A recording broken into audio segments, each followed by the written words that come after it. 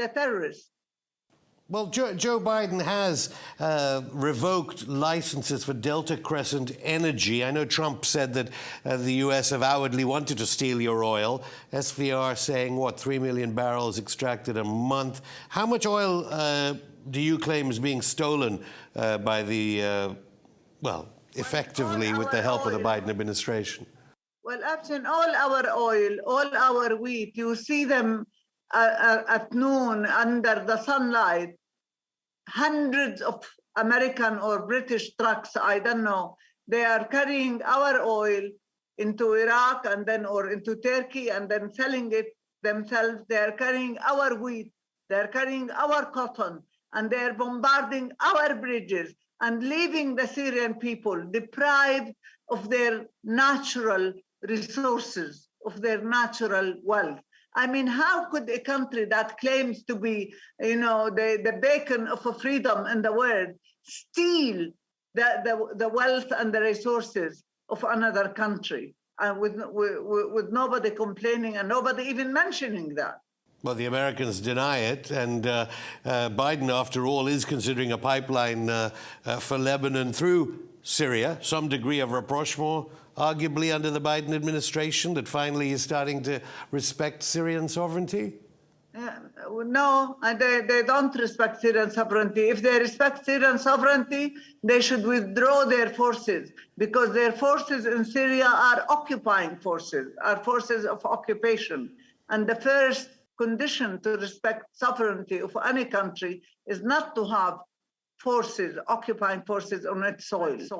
Yeah, but you can't get rid of them. I mean, short of a nuclear strike, how are you supposed to get rid of all these foreign forces on your land? Well, we are going to resist them. Well, we definitely will get rid of all occupying forces in our country, but we will do it at the right time and with the right possibilities. That's why they are depriving us also of our oil and of our wheat, so that we don't have the resources to fight them. But we will. Я хочу еще раз все-таки подчеркнуть это. Я говорил, но мне очень бы хотелось, чтобы вы меня услышали все-таки в конце концов и донесли это до своих читателей, зрителей и пользователей в интернете. Но вы понимаете или нет, что если Украина будет в НАТО и военным путем будет возвращать себе Крым, европейские страны автоматически будут втянуты в военный конфликт с Россией. Конечно, потенциал объединенной организации НАТО и России несопоставим. Мы понимаем. Но мы также и понимаем, что Россия одна из ведущих ядерных держав. По некоторым компонентам, по современности даже многих опережает. Победителей не будет. И вы окажетесь втянутыми в этот конфликт помимо своей воли. И вы даже не успеете глазом моргнуть, когда будете исполнять пункт 5 Римского договора. Господин президент, конечно, не хочет этого развития, и я не хочу. All right, Shalom. This is the brother Nahoya from the GMS Orlando camp. I want to start off by giving all praise, honor, and glory to Yahweh, Ba'ashem, Yahweh Shai, Ba'ashem, Rakakodash. Double honors to the apostles and the elders of Great Millstone, who are the elders of Yashar Allah, and a sincere salutation to all you Akim, who are preaching this word and believing this word, and to the Akwath, who are believing this word in all truth and in sincerity. This is Joel chapter 3 and verse 9, and it reads, Proclaim ye this among the Gentiles. Prepare war. Wake up the mighty men. Let all the men of war draw near. Let them come up. Beat your plowshares into swords and your pruning hooks into spears. Let the weak say, I am strong. This is also Revelation chapter 11 and verse 14. And it reads, The second woe is past, and behold, the third woe cometh quickly. And as you can see by the two clips that were aired before the lesson, the topic of this lesson is World War III through the spirit and power of Yahweh Shemel Shai. All right, Yahweh is the name of the one you ignorantly call God. Yahweh Shai is the name of the one you ignorantly call Jesus. All right, in the Lashawan Kadash, or the pure tongue, the original Paleo-Hebrew, their names will be pronounced Yahweh and Yahweh Shai. All right, now I want to deal with the two clips. They deal with slightly different topics, but it's the same agenda according to prophecy. All right. For those who don't know, who are not aware of the agenda of the one you ignorantly call God, the agenda is to bring about World War III. All right. This is why I started off with Joel, the 3rd chapter. And I also wanted to reference Revelation, the 11th chapter.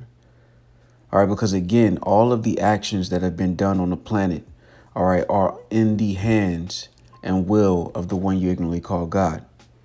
Now, 2 of those clips, all right, they deal with slightly different topics. All right. The occupation in Syria by the West, all right, which would make up America and its allies. All right. As well as the situation that has continued with Russia. All right. Now, keep in mind, all right, the Russians, the French, the German, the Americans, the Australians, all right, even Turkey, a large portion of Turkey. All of these would go back to the nation of Edom. All right. The so-called white man, as he is known today, all right, goes back to the biblical nation of Edom. All right. And the scriptures describe how he would have to rule the world. All right. And let's get this. All right. This is Genesis chapter 27. And I want to jump down to verse 37. And it reads, And Isaac answered and said unto Esau, Behold, I have made him thy lord, and all his brethren have I given to him for servants, and with corn and wine have I sustained him. And what shall I do now unto thee, my son? And Esau said unto his father, Hast thou but one blessing, my father? Bless me, even me also, O my father. And Esau lifted up his voice and wept. And Isaac his father answered and said unto him, Behold, thy dwelling shall be the fatness of the earth, and of the dew of heaven from above. And by thy sword shalt thou live, and shalt serve thy brother. And it shall come to pass, when thou shalt have the dominion, that thou shalt break his yoke from off thy neck. All right, now I wanted to use this, all right, to show you the characteristics of Esau and his rulership. All right, specifically in verse 40, it says that he would have to live by the sword. Now, the sword is the modern day military system. All right, it's also the modern missile system. All right, guns, whatever the case may be, can all be described as a sword. All right, so an instrument of death. Now, the scriptures say that according to prophecy, Esau would have to rule the world with the sword. Now, we see that playing out on the world stage, even amongst nations that are Edomites biblically, but identify themselves by the regions. When you think about World War I and World War II, those were wars that were primarily fought amongst European nations, with other nations being involved and in the mix from choosing sides. The Third World's woe will have the similar attribute. It'll be similar. All right. Russia, which is known in the scriptures as Gog, the land of Magog. All right. It's going to be a defense to nations who have grown tired of the occupation of the West, whether it's in the so-called Middle East or the economic sanctions and the economic oppression, if you will. You have nations that are growing tired, and Russia and China begin to look like another option. But keep in mind, I wanted to break it down to the basics that all of these nations, Russia, Russia, Australia, France, Canada, America, all of these are Europeans, which really go back to the nation of Edom. But again, the scriptures describe them as a house divided. Or as a matter of fact, before I go to Ezekiel 38, I want to go to Matthew chapter 12, and we're going to jump down to verse 25. And it reads, And Yahushua knew their thoughts and said unto them, Every kingdom divided against itself is brought to desolation, and every city or house divided against itself shall not stand. And if Satan cast out Satan, he is divided against himself. How shall then his kingdom stand? And we can tell that through prophecy, we're at the end of Esau's rulership, because again, they're divided against each other. All right. Revelation describes three woes. All right. Woe meaning destruction. The first two woes were carried out during World War I and II. The third one will be what people call today World War III or WW3. All right, all of these battles have been amongst Edomite nations primarily, with other nations being a supporter of either side. Now, what we see now, all right, is America, which is known in the scriptures as the daughter of Babylon, all right, Babylon the Great. This nation, all right, is considered the tip of the spear, if you will, of the Edomite rulership, the rulership of the so-called white man. All right, and you have nations, even amongst Europeans, all right, who are against America's rulership, and some have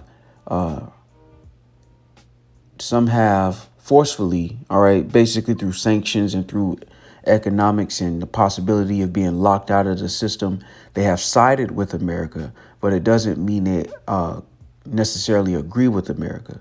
All right, nations like Germany, you know, you see them get divided in certain areas concerning Russia. All right, and then you have other nations that are tied to this system through NATO and EU. All right, but you're starting to see nations begin to look at the West and its rulership and question it. All right, Russia is a primary example. China is a primary example. All right, but again, I want to go back to the source of it and how it relates to the scriptures. Understand that all of these nations mentioned, Turkey, Russia, France, America, Australia, Britain, Germany, all of these are so-called white people, all right, which really go back to the nation of Esau, Edom.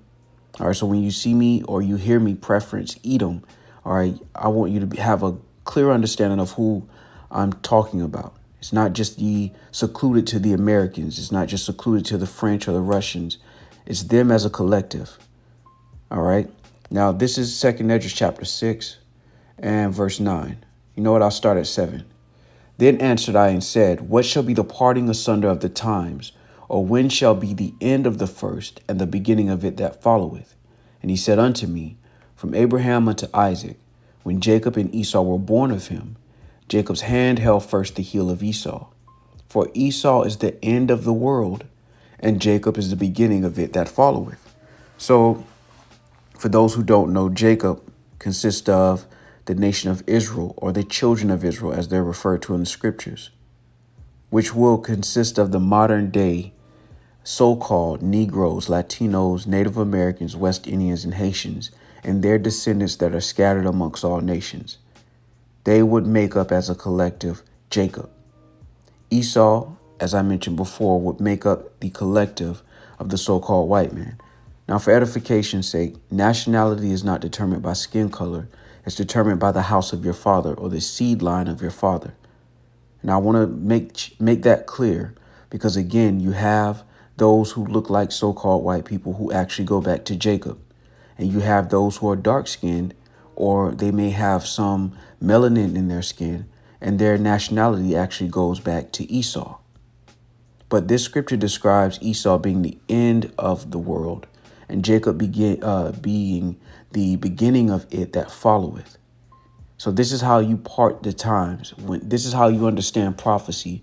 When will be the end of this age of war, of theft, of robbery, of deceit, of corruption, and the beginning of something different, which was given as a promise, as a heritage to Abraham, Isaac, and Jacob. And by default, that rulership will mean the well-being of the world.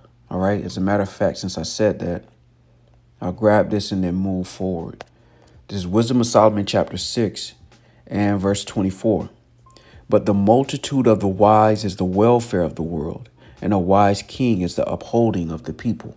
Now, this wise king that is prophesied to come is the one they ignorantly call Jesus, whose name is Yahushai. He is going to be the wise king that upholds his people first and foremost. All right. And then all of the other nations outside of Esau, Edom, all right, who is prophesied to be destroyed after 1,000 years of captivity. Now, going back to the topic of the lesson, all right, what you see is the provocation. All right, we understand that according to prophecy, the adversaries of the king of Babylon, all right, which is America, would begin to rise up. All right. They would begin to state their grievances. They would begin to resist. All right. And as you saw in the clip with the political advisor to the president of Syria, she said that they would resist, and she understands the art of warfare because she understands that America is extracting resources in an attempt to keep them at a place where they don't have enough resources to truly resist. All right. And this is warfare. All right. When you take out your emotions, this is how warfare is fought. All right. The scriptures say that Esau, Edom would have to live by the sword.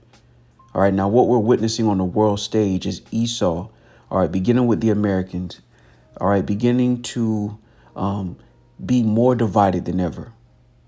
All right. There was a point in time where everybody accepted that the West was in control. We're no longer in that time. You have nations who are strong enough to put up a resistance, and you have nations who aren't. The only thing that they can say is the speeches that they give and the media coverage that they can give, that they can get concerning their grievances. But all the nations round about are beginning to resist this present order, all right, with the West being in control. This is Isaiah chapter 14. And for edification's sake, I want to start at 4.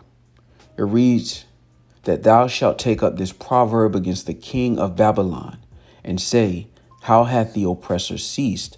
The golden city ceased. And that golden city, all right, is America, according to prophecy. All right. It's the #1 consumer nation on the planet.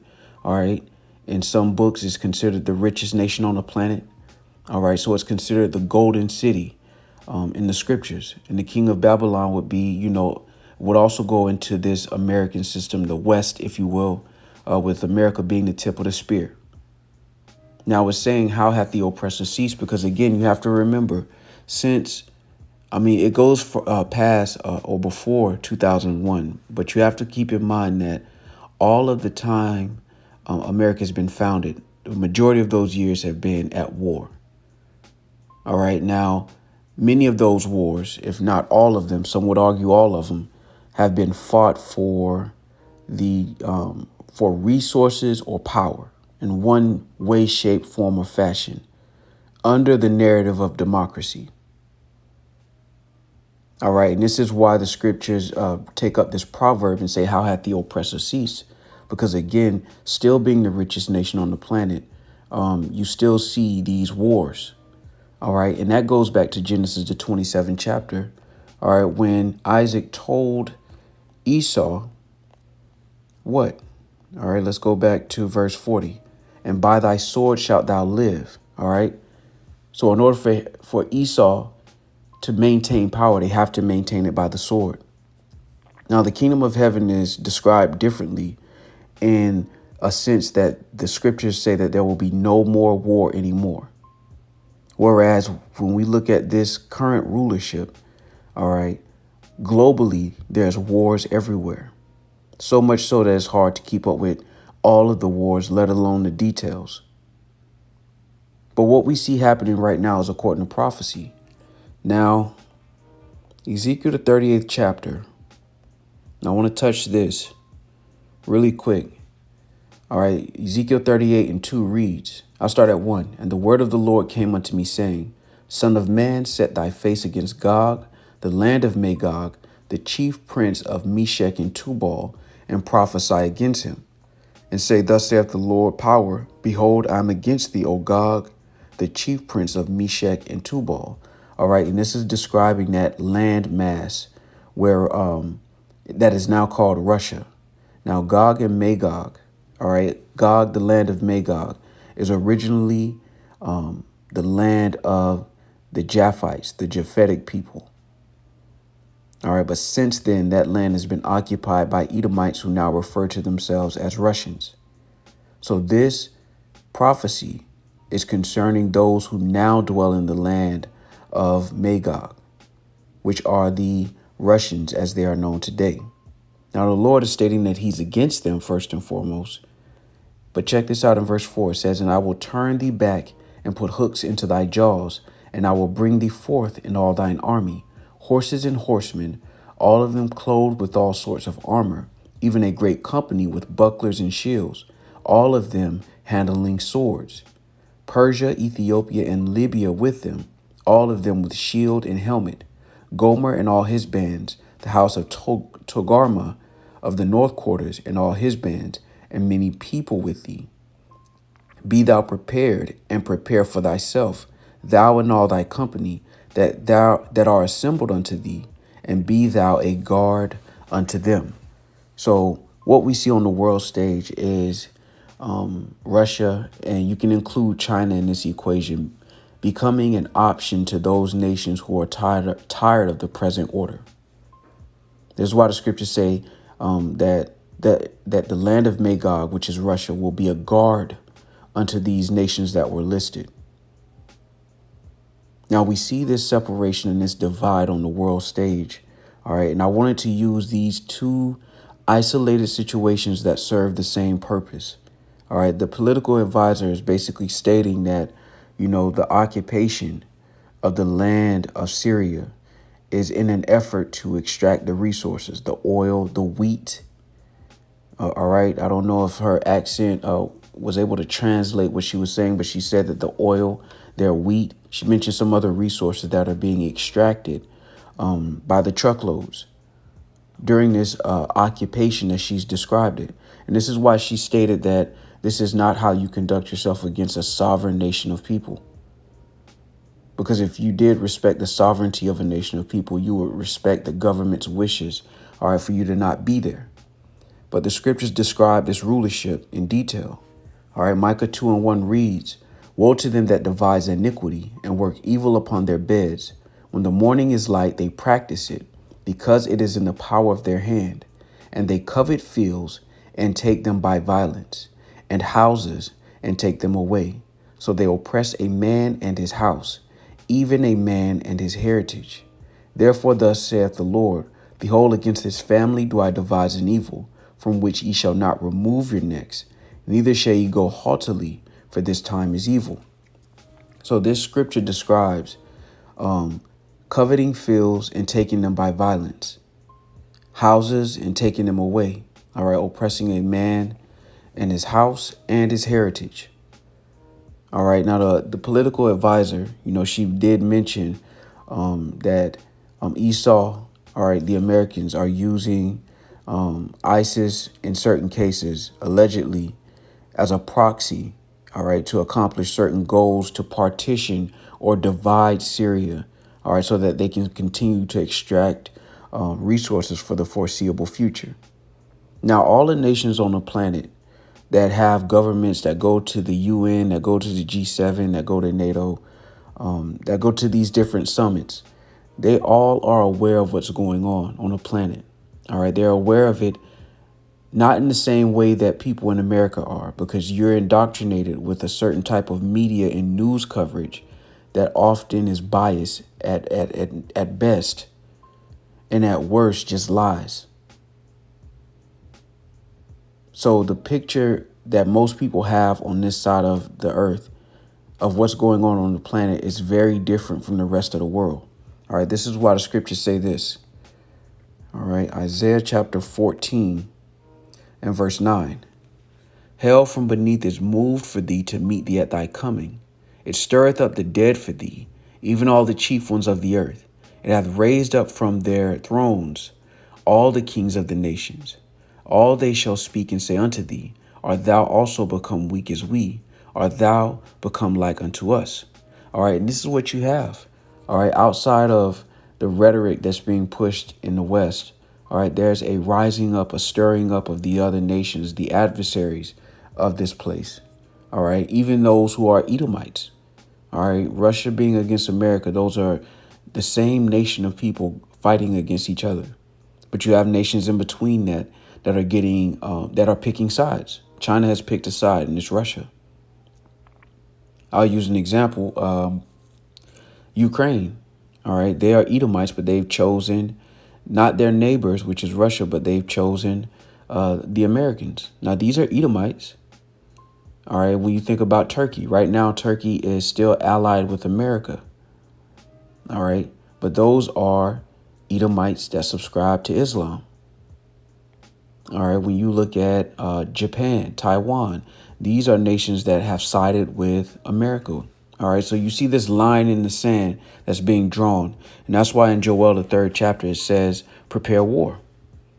Because ultimately, this conflict is going to move to a kinetic environment. All right. It's going to move to a physical altercation dealing with all of these nations that are involved. All right. As a matter of fact, I want to touch this as well. This is Habakkuk chapter 2 and verse 6. Shall not all these take up a parable against him, and a taunting proverb against him, and say, woe to him that increaseth that which is not his? How long? And to him that ladeth himself with thick clay. Shall they not rise up suddenly that shall bite thee, and awake that shall vex thee, and thou shalt be for booties unto them? Because thou hast spoiled many nations, all the remnant of the people shall spoil thee, because of men's blood and for the violence of the land, of the city, and of all that dwell therein. All right. This is the environment that you have. All right. You have, again, when you look at the political advisor of the president of Syria, you know, her rhetoric is similar to this taunting proverb. How long? You know, when you watch that full interview, she mentions how no other media sites or media platforms are covering the fact that their land is still being occupied and resources are being extracted from their land. And this paints a very different picture of what we learn about the conflicts that are happening on a global scale. But if you understand prophecy through the spirit and power of Yahweh Shema Shai, you can understand that this is all a sign of where we are within prophecy. All right, Esau, Edom, which is the so-called white man, was prophesied to have a rulership, but it was by the sword, which is why they are the leaders of warfare and technology when it comes to warfare in most areas. All right, now I want to do this. I want to jump down to verse 9. All right, it reads, woe to him that coveteth an evil covetousness to his house, that he may set his nest on high, that he may be delivered from the power of evil. Thou hast consulted shame to thy house by cutting off many people, and hast sinned against thy soul. For the stone shall cry out of the wall, and the beam out of the timber shall answer it. Woe to him that buildeth a town with blood, and establish a city by iniquity. All right. And this is what we have. All right.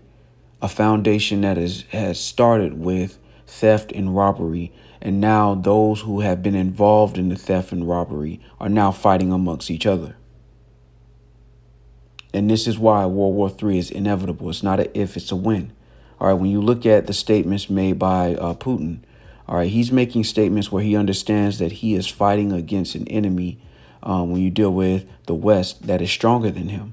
But he's willing to press the button. All right. And he mentions nuclear retaliation or nuclear strike. I mean, it almost sounded like he was willing to press the button before anybody even makes a move on him.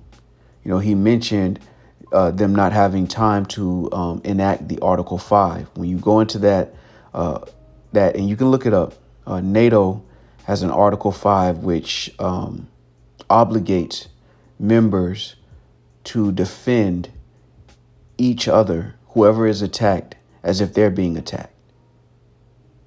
All right. And you hear Putin very clearly mention that they won't have time to enact Article 5. And this is what happens when you have a nation that has been known for their brutality for so long. If you're an adversary of this place, you can't afford to half step. And this is why we understand that, according to prophecy, all right, warfare is going to happen. All right. And again, through the spirit, it's all in the process of the Lord's timeline. All right, real quick. This is Jeremiah 50. Man. Yep. Let's start at 9. It says, for lo, I will raise and cause to come up against Babylon an assembly of great nations from the north, and they shall set themselves in array against her. From thence she shall be taken. Their arrows shall be as of a mighty expert man. None shall return in vain. All right. And those arrows are the missiles. All right. And Putin very clearly mentioned his nuclear capability. All right. Not by coincidence. All of this goes back into prophecy. Verse 10 reads, and Chaldea shall be a spoil, and all that spoil her shall be satisfied, saith Yahweh by Shemel Shai. Because ye were glad, because ye rejoiced, O ye destroyers of mine heritage, because ye are grown fat as the heifer at grass, and bellow as bulls. Your mother shall be sore confounded, she that bare you shall be ashamed. Behold, the hindermost of the nations shall be a wilderness, a dry land and a desert. Now, when you deal with this, according to prophecy, all right, the mother of America is who? All right, it's Britain. All right, and this is a prophecy that goes into more divide amongst the so-called allies, NATO and EU. All of these things, according to prophecy, are going to happen, and we're watching these things play out bit by bit, step by step. And I wanted to highlight those two clips again through the Spirit to show the climate that we're in. All right, this is two different areas of the world, so to speak, with Syria and the Ukrainian border. All right, and similar rhetoric. All right, a taunting proverb about provocation. All right, a desperate need to defend when you deal with Russia, whose back is against the wall on this one. All right. And a nation who is being robbed and spoiled with no one covering it as far as major news outlets. And all of this is why the dead or the chief ones of the other nations are beginning to be stirred up and forced into conflict. And this is going to end up in the war to end all wars, if you will, according to prophecy. All right, so let's go back to Joel, the 3rd chapter. All right. And I want to start at the top. All right, and it reads, for behold, in those days and in that time, when I shall bring again the captivity of Judah and Jerusalem, I will also gather all nations, and will bring them down into the valley of Yahweh-Shaphat, and will plead with them there for my people and for my heritage Israel, whom they have scattered among the nations and parted my land. And they have cast lots for my people, and have given a boy for an harlot, and sold a girl for wine that they might drink. All right, so this is showing that the Lord is going to bring about World War III for the sake of his own people, all right, who have been robbed and spoiled and at this point are a non-factor on the world stage as a nation of people. All right, you have other nations that have they have a military force, they have a homeland, but you Negroes, Latinos, and Native Americans are in an occupied land. All right, you don't have anything that you can call your own that's not under the jurisdiction of Esau, Edom, which is the so-called white man. All right, so the Lord is talking about you as a nation of people being scattered and your land being parted, which is the land of Israel that was promised to our forefathers. And the Lord said he's going to gather all these nations and he's going to plead with them there. Now, we understand that the Valley of Yahweh-Shaphat is in that so-called Middle Eastern region. All right, but what you see is all of these hot spots in these different areas of the globe are really going to culminate into a battle to end all battles. All right, now I want to jump down because I want to get the war. All right, verse 12 reads, I'll start at 11. It says, assemble yourselves and come, all ye heathen, and gather yourselves together round about. Thither cause thy mighty ones to come down, O Lord. Let the heathen be awakened, and come up to the valley of Yahweh-Shaphat. For there will I sit to judge all the heathen round about. Put ye in the sickle, for the harvest is ripe. Come, get you down, for the press is full. The fats overflow, for their wickedness is great. All right, and this is how the Lord is going to use this war as an instrument of judgment. All right, verse 14 reads, multitudes in the valley of decision, for the day of the Lord is near, in the valley of decision. All right. And that valley of decision, again, goes back to Yahweh Shaphat. All right. When you break that word down, it's Yahweh, the name of the Lord, the one you ignorantly call God, and Shaphat, which means to judge. All right. So this is the time. This is the climate that we're in right now. This is the timeline of prophecy. All right. You see where a nation has been able to live deliciously at the expense of other nations. And now we're beginning to see a rebellion. All right. It starts with words. All right. It starts with a subtle resistance. But eventually, all right, it's going to stir up to a third world woe. All right. And for those who are not aware, all of these things go back to prophecy. All right. Nothing that is going on the planet is not outside of the realm of prophecy. All right. This is Isaiah 46:9. And it reads, "Remember the former things of old, for I am power and there is none else. I am power and there is none like me, declaring the end from the beginning and from ancient times the things that are not yet done, saying, my counsel shall stand and I will do all my pleasure." Now, it's very beautiful how the Lord has not only given us prophecy, but he's given us the ability to see the history and the records leading up to this from a biblical standpoint, which is really the only standpoint. All right. When you are able to look at who's who in the scriptures, everything that goes on the planet now makes more sense. When you understand that Esau, Edom, all right, is the so-called white man as a collective, not just the Americans, but the French, the British, the German, the Canadians, all right, the Russians, the Australians. And though they be divided against each other, they're still one nation of people who were prophesied to live by the sword, which is why they're the leaders of military technology and military might. All right, if you want to start with the Americans, but you have other nations that are Edomites, all right, that are close behind, because again, it was prophesied that they would have to rule the world by the sword. And this is the time that we're in. All right, this is why other nations have beat their plowshares in the swords, which is it's kind of like a parable of a nation who is investing more in weapons than they would in agriculture and things that would actually benefit the people of their nation. They've put that aside for the protection of their people. And this is why ultimately, all right, there will be a conflict. All right, the Lord said he would stir up the dead ones. All right, and the dead ones are the heathen nations, if you can receive it. And both of these clips show where we are. All right, it shows a nation like Syria who isn't strong enough to do anything about their situation. All right, but has vowed to resist.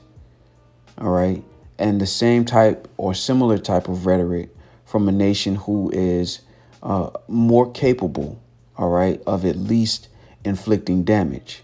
And we know, according to prophecy, damage will be inflicted.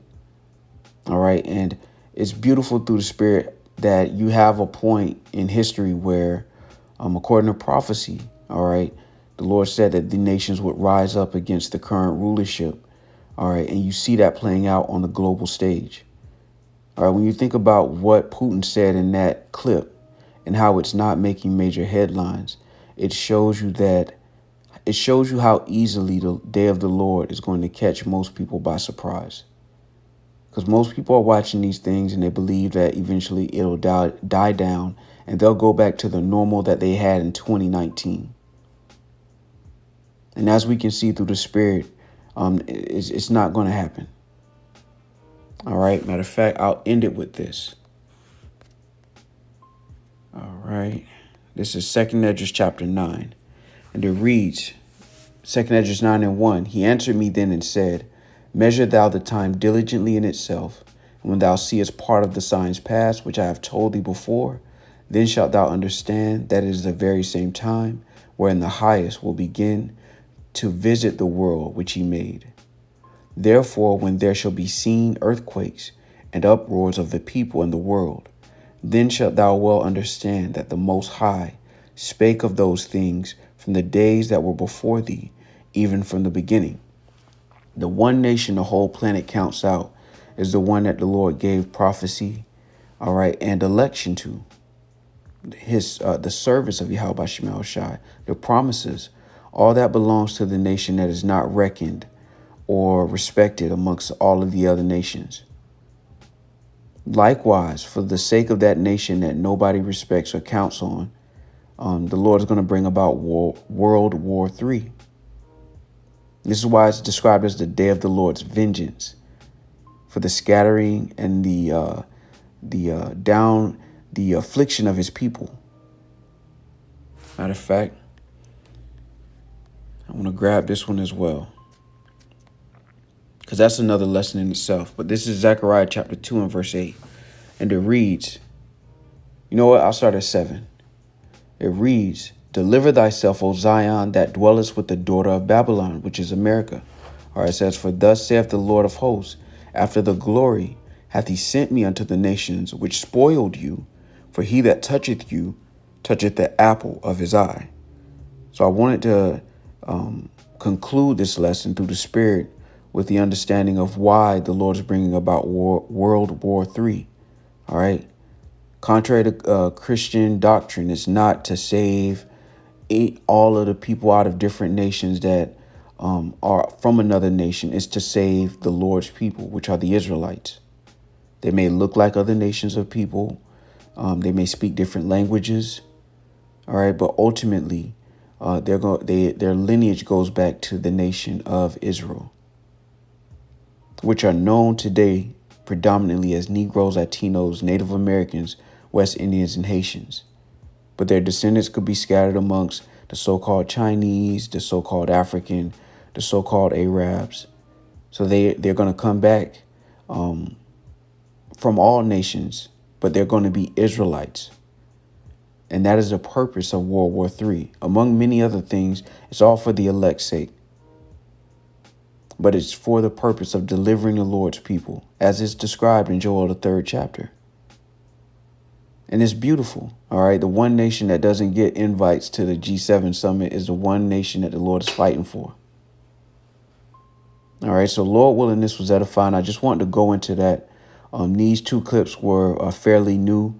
All right. And I just wanted to add that to the update of World War III and prophecy. All right. Because, again, this rhetoric hasn't stopped.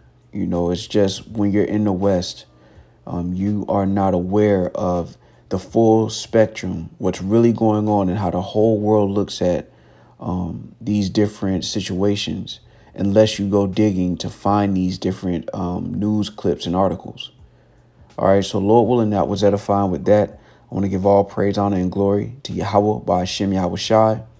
Double honors to the apostles and the elders of Great Millstone, who are the elders of Yasher Allah. And a sincere salutation to all you Akim who are preaching this word and believing this word, and to the Akwath who are believing this word in all truth and in sincerity.